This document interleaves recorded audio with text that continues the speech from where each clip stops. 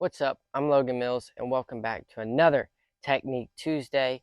Today we are sadly not on the water, but we're at the pool and I'm going to be talking about swim baits, more specifically paddle tails.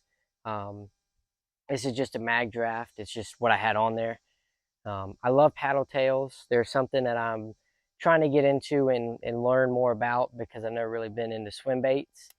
But let's get into it. So this is a mag draft, just a regular old swim bait. It's, bigger. Of course, it mimics shad. So there's really one way to throw them. You just, you're not hit anybody here. Cast it out there. And so there's this kind of perfect in between. So if you reel your bait too quickly, it spins. It just does this like upside down roll, basically. Hold on, let me cast it out there and try and that's what you don't want, is it to roll back side to side, or you don't want it to roll upside down because it doesn't look as natural and it doesn't look as good. You reel it too slow, the water won't catch the tail, and because the tail's supposed to do this right here, this paddle action back and forth. So if you don't reel it fast enough, you reel it too slow, it doesn't grab water and it doesn't do this action. It doesn't, do the action it's designed to do. But if you reel it at this perfect speed, more of a moderate, medium, you can do it a little bit faster. It has this perfect little back and forth action. It looks like a shad swimming through the water. You can fish it a little, you can wait, let it sink to the bottom, fish it more on the bottom. You can burn it. It's harder to burn on top of the water, just because you have to find that little perfect medium, but you can burn it on top of the water. You can fish it in just about any water column. It just takes time, of course, depending on how big and how heavy the weight is. This is kind of to me, I would fish this not super duper shallow, but I wouldn't fish something like this super deep. I wouldn't fish it 20 feet deep. Of course, you can. It's all up to preference.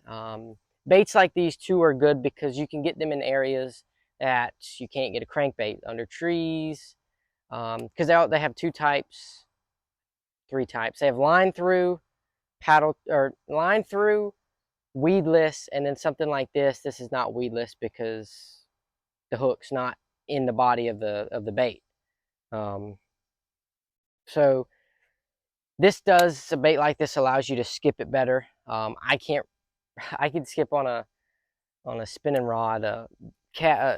It's harder to skip on a bait caster because you're more worried about bird's nest. But I personally recommend throwing a swim bait on a bait caster just because of how you hold the rod.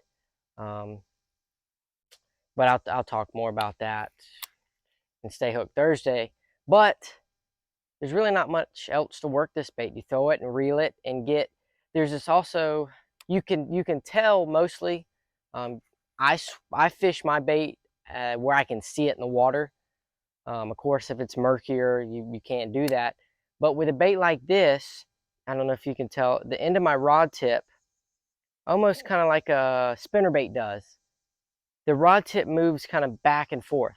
So that allows me to know that my bait's working properly because I can feel that it's swimming right, that the tail is catching water and it's moving it back and forth, as you can tell on the end of my rod. If it's not, if something's messed up, then you won't have that feeling. But that's really all that there is to fishing swim bait like this. You cast it out and reel it. Make it look like a shad bait fish running from something. And I mean, they're awesome. They're something I'm trying to really get into and dive into more. They're fun baits, really, because you can watch them. Just like throwing a Cinco, you can watch the fish actually come up and eat it, and that's awesome. It just takes time, and you just got to keep at it and never give up while throwing it, because throwing a bait like this, it can get slow at times, but if you keep after it, you'll get one eventually. So remember to stay hooked, and I'll see you all in the next one.